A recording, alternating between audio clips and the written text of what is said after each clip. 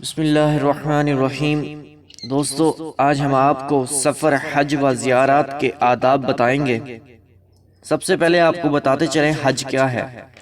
حج مسلمانوں پر 9 ہجری کو فرض کیا گیا تھا۔ نماز، روزہ اور زکوٰۃ کی طرح حج بھی اسلام کا ایک اہم رکن ہے۔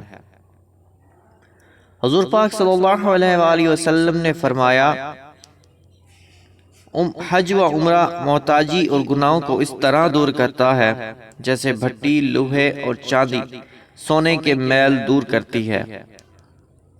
حج مبرور کا ثواب جنت ہی ہے۔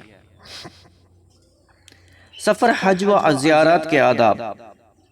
ہر حاجی کو چاہیے کہ روانگی سے پہلے ضروریات سفر پرانے حاجیوں سے معلوم کر کے مہیا کرے اور مدرجہ ذیل آداب و ہدایات کا خاص طور پر خیال رکھے۔ نمبر 1، سب سے پہلے نیت کو درست کر لے کہ اس سفر سے مقصود صرف اللہ اور رسول ہو۔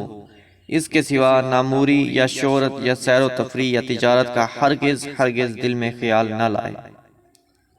نمبر 2، نماز، زکوٰۃ، روزہ، جتنی عبادات ان کے ذمہ واجب ہوں سب کو ادا کریں اور توبہ کرے اور آئندہ گناہ نہ کرنے کا پکا ارادہ کرے۔ اس طرح اس کے اوپر جن جن لوگوں کا قرض ہو سب کا قرض ادا کرے۔ جن جن لوگوں کی امانتیں ہوں ان کی امانتوں کو ادا کرے اور جن جن لوگوں کے حقوق اس کے ذمہ ہوں سب سے حقوق معاف کرائے یا ادا کرے۔ جن لوگوں پر کوئی زیادتی کی ہو ان سے معاف کرے۔ جن جن لوگوں کی اجازت کے بغیر سفر مکروہ ہے جیسے ماں، باپ، شوہر، ان کو رضامند کر کے اجازت حاصل کرے۔ ان تمام چیزوں سے فارغ ہونے کے بعد سفر حج و زیارات کے لیے روانہ ہو۔ نمبر 3، عورت کے ساتھ جب تک اس کا شوہر یا بالغ محرم قابل اطمینان نہ ہو جس سے اس عورت کا نکاح ہمیشہ کے لیے حرام ہو، اس وقت تک عورت کے لیے سفر حرام ہے۔ عورت بلا شوہر یا بغیر محرم کے حج کرے گی تو اس کا حج ہو جائے گا مگر ہر قدم پر گناہ لکھا جائے گا۔ نمبر 4، رقم یا توشہ جو کچھ ساتھ لے مال حلال سے لے ورنہ حج مقبول ہونے کی امید نہیں۔ اگرچہ فرض ادا ہو جائے گا اگر اپنے مال میں کچھ شبہ ہو تو چاہیے کہ کسی سے قرض لے کر حج کو جائے اور وہ قرض اپنے مال سے ادا کرے۔ رقم اور توشہ اپنی حاجت سے کچھ زیادہ ہی لے تاکہ رفیقوں کی مدد اور فقیروں کو صدقہ دیتا چلے کہ یہ حج مبرور کی نشانی ہے۔ نمبر 5، چونکہ سفر کرنے والے مختلف حیثیتوں کے لوگ ہوتے ہیں اس لیے ہر شخص کو چاہیے کہ اپنی ضروریات کے مطابق سفر کا سامان اپنے ساتھ لے جائے تاکہ سفر میں تکلیفوں کا سامنا نہ کرنا پڑے۔ سب حاجیوں کے لیے سامانوں کی کوئی یکساں مقدار معین نہیں کی جا سکتی، پھر بھی ایک اوسط درجے کے حاجی کے لیے سفر حج و زیارت میں مدرجہ ذیل سامانوں کا ساتھ لے لینا آرام و راحت کا باعث ہوگا۔ گرمی اور سردی کے موسموں کے لحاظ سے ایک ہلکا بستر جس میں ایک دری، 2 چادریں، ایک اونی شال، ایک تکیہ، ایک باکس جس میں کپڑے اور دوسرے سامان رکھے جا سکیں، ایک ٹین یا لکڑی کا صندوق جس میں متفرق سامانوں کو رکھا جا سکے۔ اسی طرح اور بھی جو ضروریات ہیں وہ انسان پورا کر کے گھر سے نکلے۔ حاجی گھر سے نکلتے وقت۔ نمبر 1، چلتے وقت سب عزیزوں اور دوستوں سے ملاقات کر لے اور اپنے قصور معاف کرائے اور اپنے لیے سب سے دعائیں کرائے کیونکہ دوسروں کی دعائیں قبول ہونے کی زیادہ امید ہے۔ یہ معلوم نہیں کہ کس کی دعا مقبول ہوگی، اس لیے سب سے دعا کرائیں۔ لوگ حاجی یا کسی مسافر کو رخصت کرتے وقت دعا پڑھیں اور حاجی سب لوگ کے دین اور جان و مال اور سلامتی تندرستی کو خدا کے سپرد کر دے۔ سفر کا لباس پہن کر گھر میں 4 رکعت نفل الحمد اور چاروں کل سے پڑھ کر باہر نکلے۔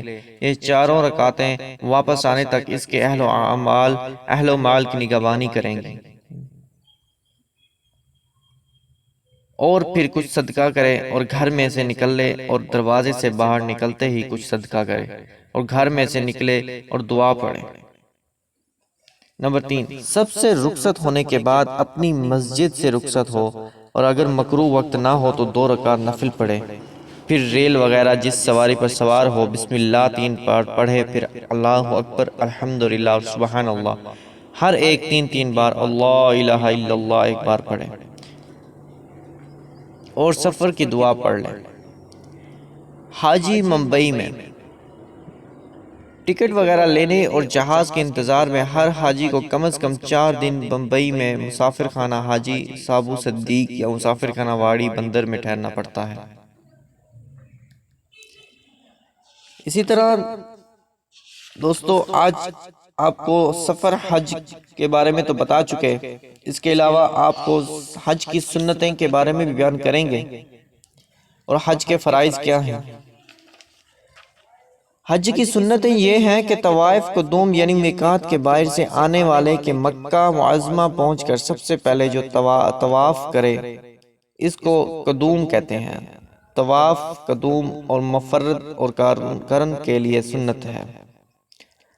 طواف کا حجر اسود سے شروع کرنا، طواف قدوم یا طواف زیارت میں رمل کرنا یعنی شانہ ہلا ہلا کر اور چھوٹے چھوٹے قدم رکھے ہوئے اکڑ کر چلنا، صفا اور مروہ کے درمیان 2 سبز رنگ کے نشانوں کے درمیان دوڑنا، امام کا مکہ میں 7ویں ذی الحجہ کو خطبہ پڑھنا، اسی طرح میدان عرفات میں 9ویں ذی الحجہ کو خطبہ پڑھنا، اسی طرح منا میں 11ویں تاریخ کو خطبہ پڑھنا، 8ویں ذی الحجہ کو فجر کے بعد مکہ سے منا کے لیے روانہ ہونا، تاکہ منا میں ظہر، عصر، مغرب، عشاء، فجر کی 5 نمازیں پڑھ لی جائیں۔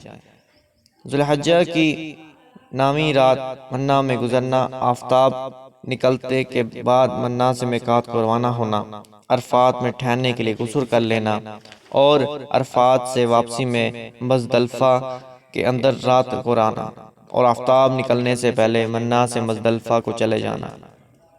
10 اور 11 کے بعد جو دونوں راتیں ان کو منا میں گزارنے، اور اگر 13ویں کو بھی منا میں رہا تو 12ویں کے بعد کی رات بھی منا میں رہے۔ اللہ پاک ہمیں حج پر بلائے اور آپ کا سننا اور میرا بولنا قبول منظور فرمائے۔ وما علینا الا البلاغ المبین۔